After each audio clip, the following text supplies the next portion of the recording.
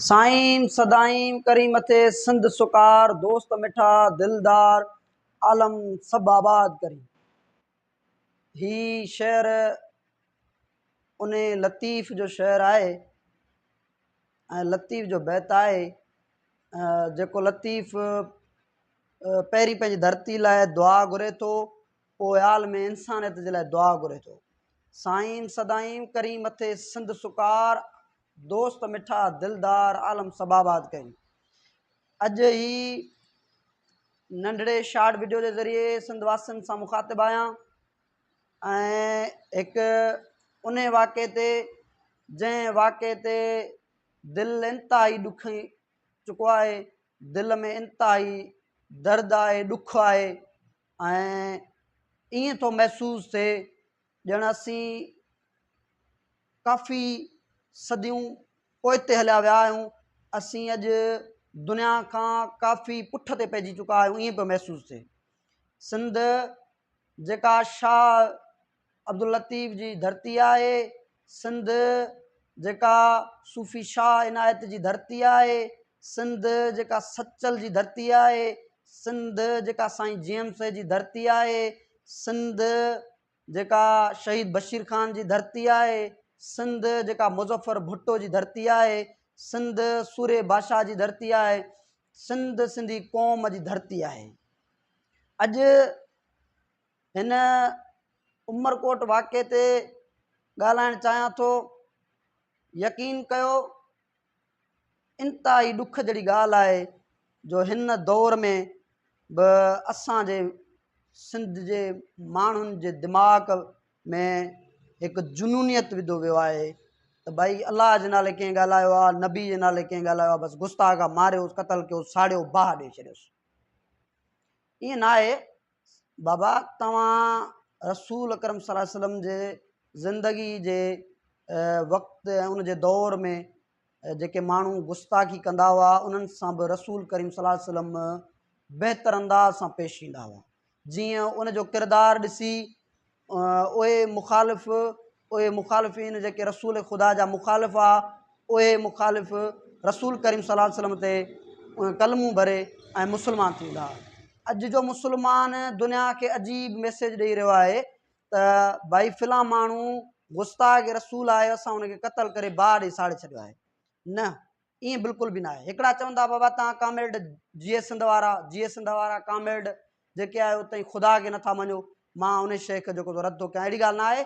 असां उन ख़ुदा खे मञूं था जंहिं कलाम पाक क़ुरान मजीद में वाज़े फरमायो आहे त मां ख़ुदा हर उन इंसान सां हिकु इंसान सां 70 माह जेतिरो प्यार थो कयां। हाणे जंहिं इंसान सां ख़ुदा 70 माह जेतिरो प्यार करे ऐं उन खे वरी असां इंसान ऐं मुस्लमान बाह ॾेई मारे साड़ियूं त कहिड़ी दर्दनाक ऐं अमल इहो ख़तरनाक ऐं ग़लति अमल आहे ऐं कहिड़ी ॾुखाईंदड़ ॻाल्हि आहे। उन ख़ुदा जा असीं इनकारी था थियूं या उहो थो थिए जेको गुस्ताख रसूल थो थिए। ग़लति आहे। हिकु त उन शाह नवाज़ कुंबर उमरकोट जो रवासी डॉक्टर जंहिंखे गुस्ताख रसूल करार ॾेई पहिरीं मारियो वियो इनकाउंटर करे, पोइ उनखे उनजे लाश खे बाह ॾेई साड़े वियो आहे। असां उनजी मज़म्मत कयूं था ऐं हिन मुल्क जे वालियुनि वारिसनि धणियुनि खां अपील कयूं था, घुर था कयूं त इन साफ़ शिफ़ाफ़ जांच थियणु घुरिजे। इन ॾोह में मुलविस जेके बि जवाबदार मज़हबी जुनूनी मुल्ला आहिनि उन्हनि खे गिरफ़्तार करे सख़्त खां सख़्तु सज़ा ॾिनो वञे।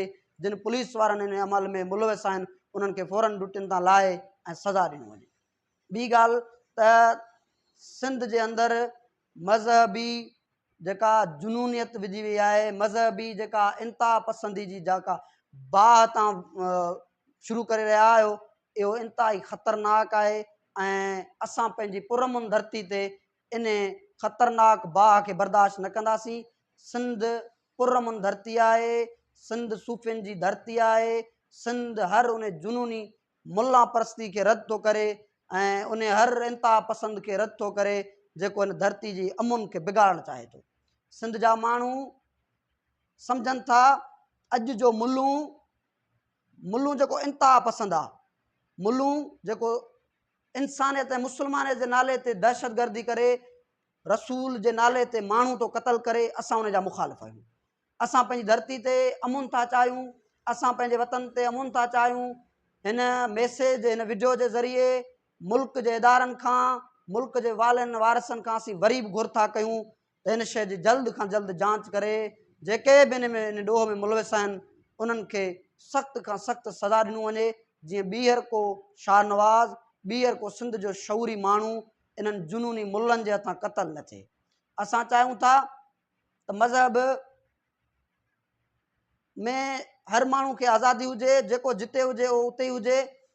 मज़हब त बंदिश जो नालो ई न आहे। मज़हब में त ख़ुदा ताला वाज़े थो फरमाए लकुम दीनकुम वली दिन, का बि बंदिश न आहे, जेको जिते आहे उते हुजे, कंहिं ते बि का ज़बरदस्ती न आहे। मज़हब त अमुन प्यार मोहबत थी सेखारे। इस्लाम त मोहबत जो नालो आहे, इस्लाम त मोहबत जो नालो आहे, इस्लाम त प्यार जो नालो आहे। उन इस्लाम जे नाले ते तव्हां इंसान क़तल था कयो, किथां जो कानून आहे?